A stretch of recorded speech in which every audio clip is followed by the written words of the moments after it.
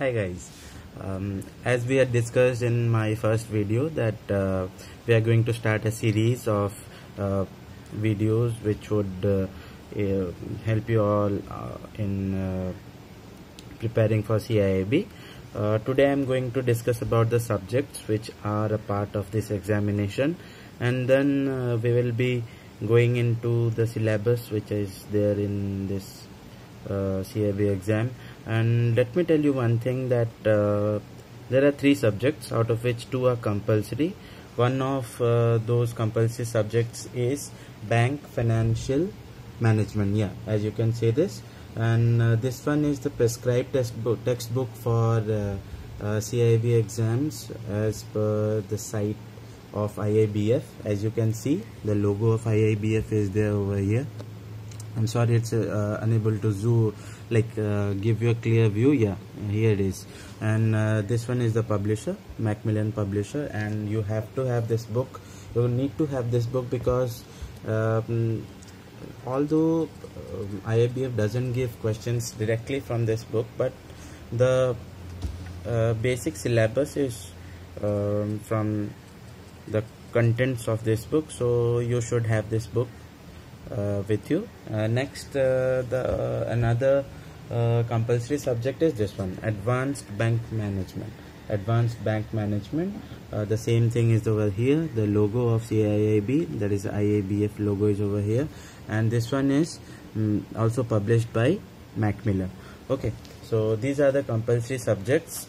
You don't have any option to get rid of these subjects. You have to take these subjects and you have to prepare for them, and then you have to clear these 2.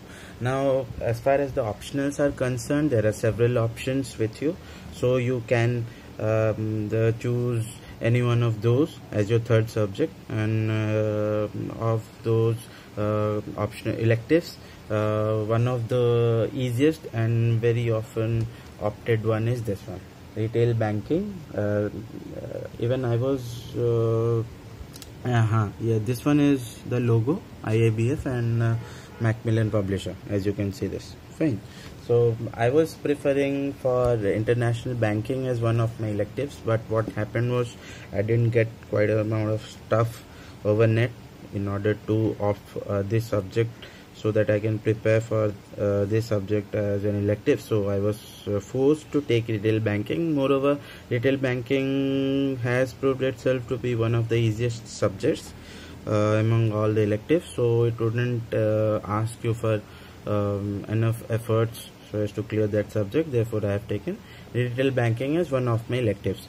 Now, taking into consideration the compulsory subjects, today in this video we will be discussing about bank financial management, just an overview of what this subject has in it, and what is the syllabus and how we would be approaching for completing this syllabus. Fine.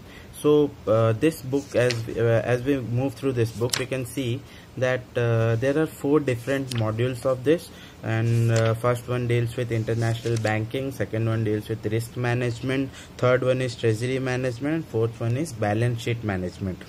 So as on today's date, we do see that most of the bankers who come into this line of banking are not from commerce background, so it's a tough deal for them to deal with balance sheet management. So I do prefer, I'm not trying to discourage those people who are from the commerce background, but since this video has been made for everyone, so I feel that we should start from module A, and then we should just follow the order in which the modules have been described in the book. So we'll be starting from international banking.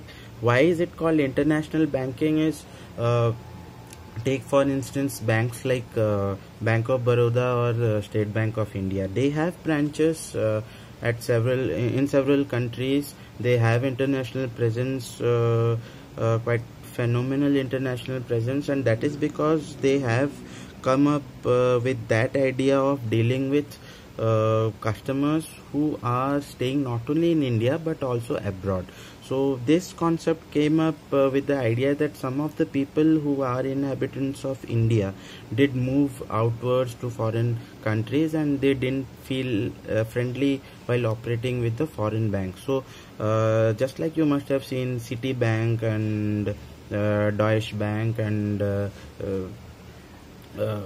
several banks are there, like they have moved from their countries to our country. Similarly, our country banks have also moved internationally to foreign countries, and they have started doing international business. So this module basically helps you to deal with international aspect of banking in India, and moreover it also takes into scene the trade and finance segment, how we are dealing with like we are financing exports, imports, and several stuffs. So a detail of this subject will be dealt if you are going for international banking as an elective.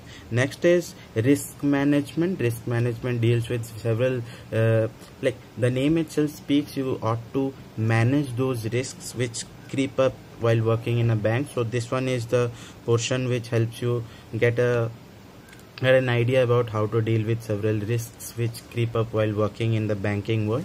Third one is treasury management. Treasury management is that portion of a banking arena where it helps you to understand how the banks operate in money market, like how their investments are being managed by this section of the banking team. So treasury is such a field which helps you grow high in your career as far as banking world is concerned. And specialist is, if you are becoming a specialist in this treasury management, then you are considered to be one of the assets of a bank.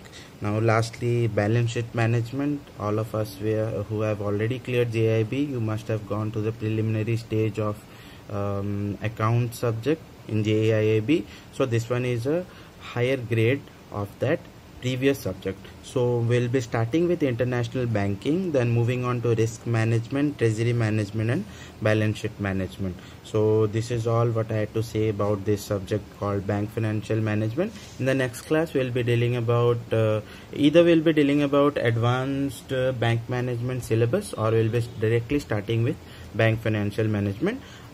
If I'm opting for starting with bank financial management, after completing the whole book of bank financial management, we will be jumping for advanced bank management. So that's all for today, guys. Thank you.